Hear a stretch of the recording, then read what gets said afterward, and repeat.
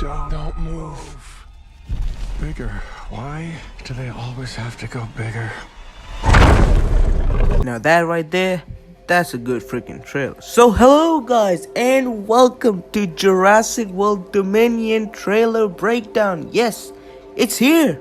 And this video is going to be a little different because I'm going to break the trailer down in the chronological order and how I think the movie will play out. So without further ado, let's start. So we start off the trailer with a beautiful shot of the snowy mountains and the Parasaurolophus running around, and I believe this will be our introduction to Owen, and we can clearly see he's riding horses now instead of bikes. And like in the shot we can clearly see there are two types of Parasaurolophus. There are ones that are from this Dominion movie, and then there are those from the Lost World. Right here we can see him taming one of the Lost World Parasaurolophus, so that's cool.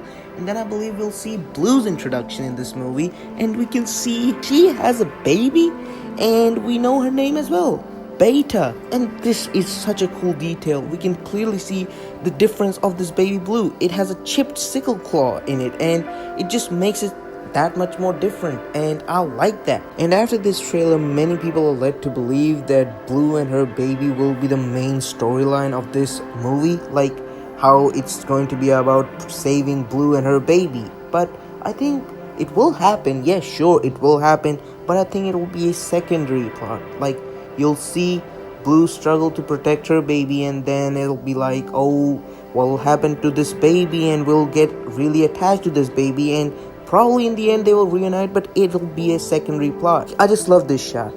We see Owen and Maisie, a father figure and a daughter figure, and then we see Blue and her baby. And there's another cool detail in this shot. Behind Owen we see this house, and it's the same house Owen was building in Fallen Kingdom. So now they're living in Owen's house. That's really cool. And you might be wondering, well, if Blue's plot is a secondary plot, what's the main plot? And well, I think the main plot is Maisie, and they hit it very well with this dialogue. We can't keep her here forever. They find her, we're never gonna see her again. We gotta protect her, that's our job. They use Blue's footage over this voice to make us believe that they are talking about Blue, but instead I believe they're talking about Maisie, and they need to keep Maisie safe because these companies want her. And of course, why wouldn't they want her? She is a clone, she is a different gene, so why wouldn't they want her? And I believe in one of the shots we see this DNA combination, and it's of a human, and it shows that this DNA of whoever it is can cure tumor and cancer.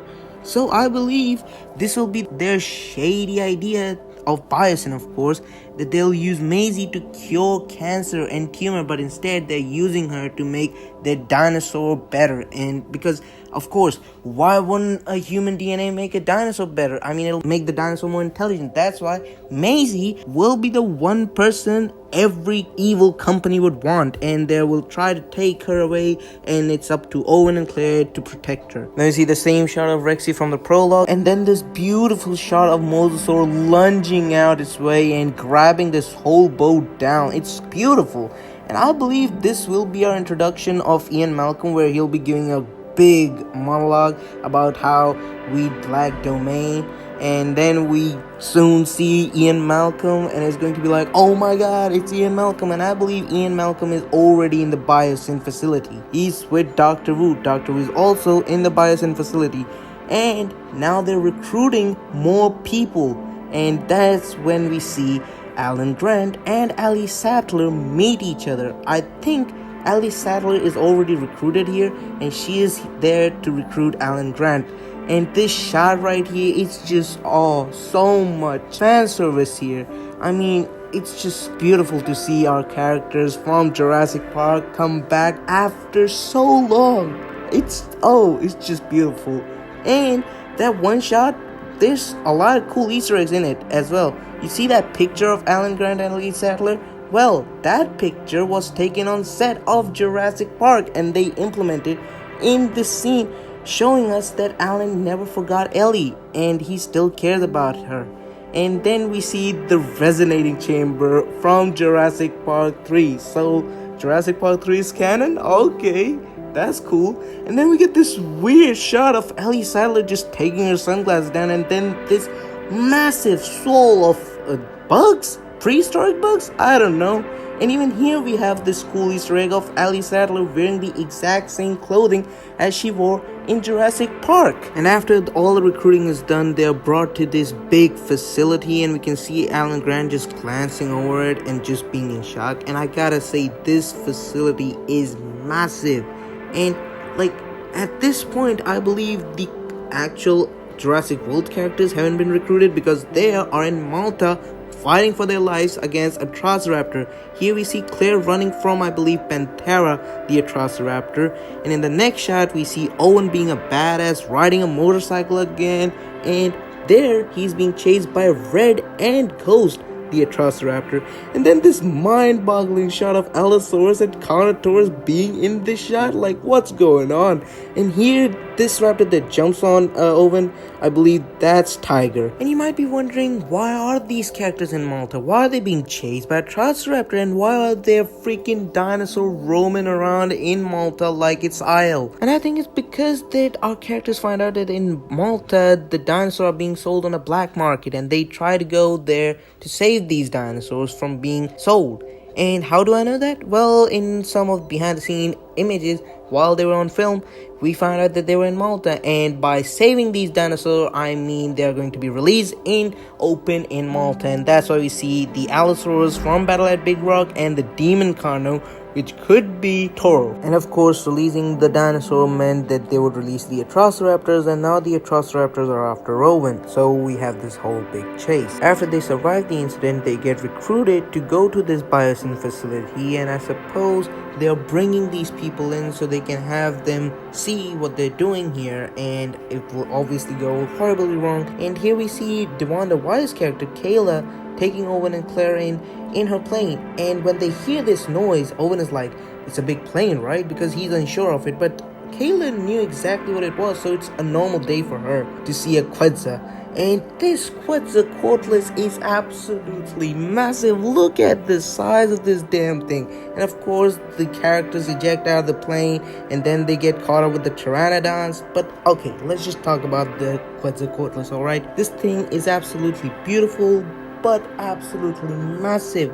I mean, it's like a kaiju-sized dinosaur. Look at this Quetzal. It's behemoth. It's so big. And then, of course, after the plane crash, Kayla and Owen will meet up with the Pyroraptor. Now, this Pyroraptor, I gotta say, it looks absolutely beautiful. First feathered dinosaur we're seeing here, and it looks terrifying and awesome. Yeah. But then again, we see the other shot, which I suppose we'll take afterwards, and there we see Claire being face to face with a danger, and it's of course the Therizinosaurus, and it's a beautiful shot right here. You see the Therizinosaurus roaring, and we see Claire down below in the water. And I gotta say, seeing so many environments in such facility reminds me of the Manticore facility, right? I mean, it's almost the same. It has the circular dome, and around it are these different biomes. So could it be possible that in season 5 of Camp Rotation, Manticore gets taken over by Biosyn? I don't know. This whole scene, I think, will take place in the final act, where the Nozotoceratops absolutely maul down these Biosyn cars, I suppose. And then we see Claire and Owen reassuring each other that they'll be safe, because I think they will split apart, and the girls will go in search for something, and the boys will go after fighting something. And the girls meet up, of course, with the Dilophosaurus, the returning Dilophosaurus. And if we're talking about the Dilophosaurus, let's talk about its animatronic. The animatronic looks beautiful, and we can tell one thing out of it: it looks bigger than the Dilophosaurus we know, because it's as big as Claire, if not bigger than Claire. And then in the final shot, we see all the characters together, and Owen and Alan Grant, as an instinct, say to the others to not move, seeing a big theropod. But it ain't T-Rex, it's bigger than the T-Rex. It's the Giganotosaurus. And oh, they could not have ended it on a better note. And this is the first time we're seeing the original trio after Jurassic Park. We haven't seen them together since then. And also, one thing to note, all the characters from Jurassic World and Jurassic Park are together. But you might be wondering, where's Dr. Wu? Is he dead? No, he ain't dead. He's just injured, you know. But this is our first look at Giganotosaurus in the actual big movies. I mean, we have seen it in the prologue, alright? But now we're seeing it in the bigger movie. And the whole Giganotosaurus scene will be a final act scene, right? It'll be the final battle, and this playset has some reveal in it. I mean, we can clearly see a Dimetrodon in it, and this is our first look at the Dimetrodon, but a much clearer look at the Giganotosaurus. And it looks beautiful. It looks like a Godzilla. And you can see the tower it's standing in front of is the same tower Maisie stands in, and it bites it. I mean, what a cool shot this is. And I mean, if you flip it, you can see its eye, and it's so massive. It does feel like a Godzilla, and this shot does utilize the freaking massive Giganotosaurus head animatronic that I love. And you might be wondering, how will the characters survive? I mean, sure, they can run around, but how will they survive the Giganotosaurus? Well, remember the prologue where we saw the prehistoric Giganotosaurus fought a T-Rex? Well, I think that T-Rex is the DNA code for Rexy, and it could be possible that the Giganotosaurus we saw could be the DNA code for the new Giganotosaurus we see. So it could be possible that we can be seeing the new Giganotosaurus fighting our Rexy in the final showdown. Rexy would be fighting Giganotosaurus? What? Okay, I would be excited for that. I'll just go out there to watch that. And of course, what happened in that fight, we don't know. I can assume that Rexy might die, but due to a leaked footage from the film set, we know that all of our characters make it out safe. I mean, all the characters are safe. None of them get harmed. So guys, this wraps up today's video. Hope you enjoyed this trailer breakdown. Comment down below what you think. Did you enjoy it? I certainly hope so. And yeah, as always, like the video, leave a comment, subscribe to my channel, and I will see you next time. Bye for now.